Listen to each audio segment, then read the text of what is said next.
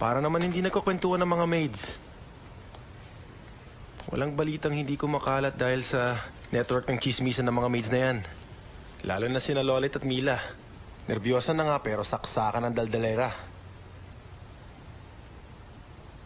Basta by tomorrow, wala na ang ating problema, okay? That cabinet will be gone first thing in the morning. Jaime, saan ka pupunta? Bakit naman takot na takot ka? Pupunta ako sa kusina, kukuha lang ako ng tubig. Pwede ba yon? Huwag kang papasok sa den room, ha? Huwag kang mag-alala, takot ang mga mumu sa akin.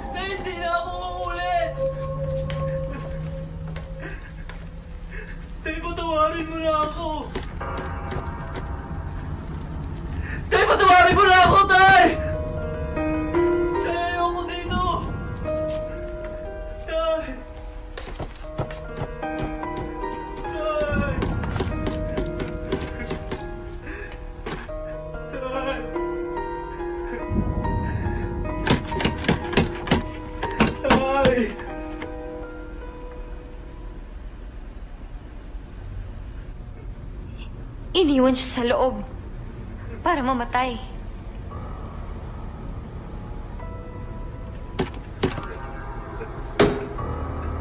Tay!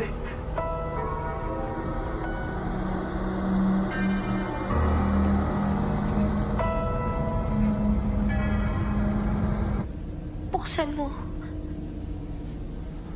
Pakawalan mo siya, Jaime. Tulungan mo siya. Kailangan niya makawala sa aparador. Buksan mo, Jaime. Buksan mo.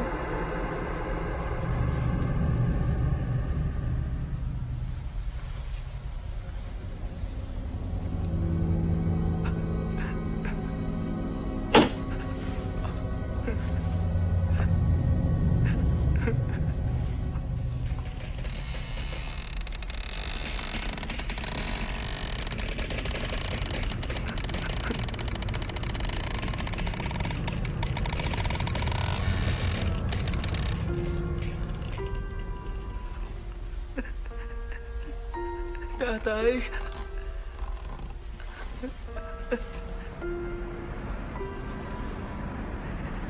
Tatay.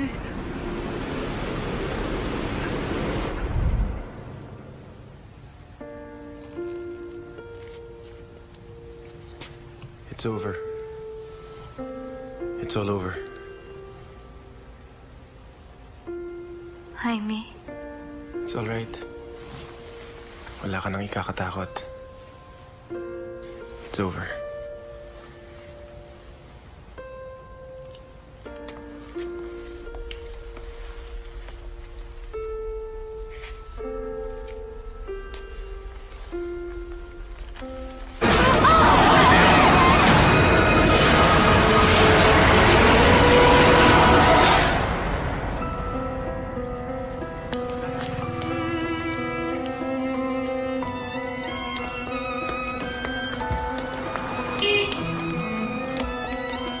Bakit nandirito yan? Pinapasoli po ni Mr. Crespo. Bakit niya pinababalik? Bayad na yan. Basta di namin alam. Pinababalik lang po. O sige, pasok niyo na.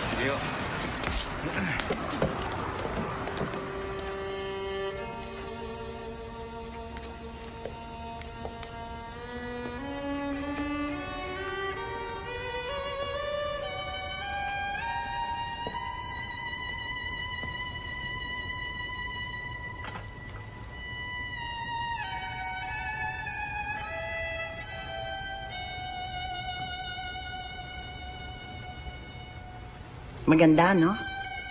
Art Deco ang estilo. Pre-war pa yan. Ilan lang ang ganyang mga piyesa ang hindi nasira ng Second World War. Kasi nga nasa probinsya. Para sa bahay mo ba? Hindi po. Naghahanap lang ako ng ipangre-regalo ko para sa kaibigan kong bagong lipat. Napakaswerte naman niya kung yan ang iririgalo mo. Ang tukador na yan, nababagay sa isang napakagandang babae. Bagay nga sa kanya. Magkano to? Halika, mag-usap tayo.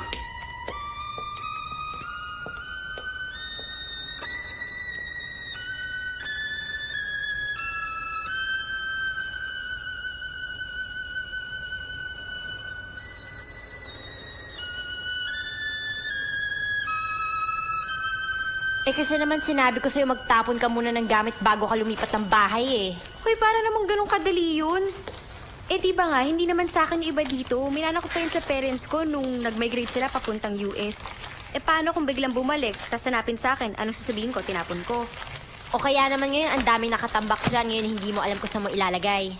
Hoy, Agnes, akala ko ba nagpunta ka dito para tumulong sa akin? Bakit nakaupo ka lang dyan? Hoy, Katrina! Ako kaya nagbuhat ng mga kahon mo, no? Napapagod din kaya ako. Bakit kasi hindi ka nalang kumuha ng katulong para tumulong sa'yo eh? Para namang nakalimutan mo ng ginawa ng huli kong katulong, di ba? Kasi naman, unang tingin ko pa lang dun sa babaeng yon, winarning nga na kitang hindi mapagkakatiwalaan. Yan tuloy, kung sino-sino pinapapasok sa bahay mo nung nag-out of town ka. Pero alam mo, ang dami mo pa naman dyan makahanap na katulong na okay eh. Talaga? Alam mo ikaw, bago ka magnanay-nanayan sa akin, tulungan mo na ako.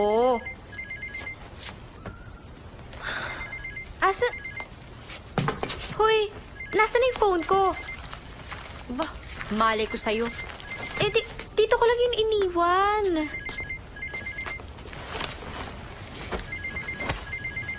Ito. Si Victor. O, ba't di mo sagutin?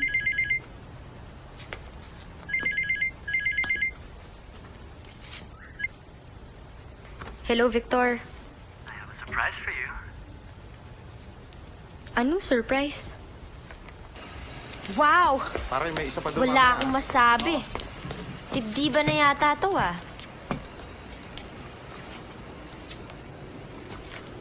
Oh, ba't parang hindi ka masaya? Ikaw na nga tong niregaluhan, nagsisimangot ka pa.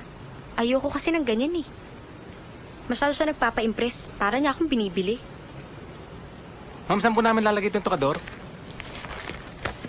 Anong sabi ni Victor? Magkano daw to? Ewan ko, alangan naman itanong ko. Siyempre nakakahiya yun. Tingin ko, hindi ito bababa siguro ng mga 20 to 30,000. Naaalala mo yung kwento ko sa yung auntie ko? Yung biglang yumaman kasi nakapag-asawa ng Arabo? Bili na ng bili ngayon ng mga alahas at mga antiques para mukha raw siyang rich. Sabi nga rin ng tatay ko yung bahay nila sa Alabang, ginagawang palasyo para raw hindi mabuking na taga-Caloocan lang talaga sila.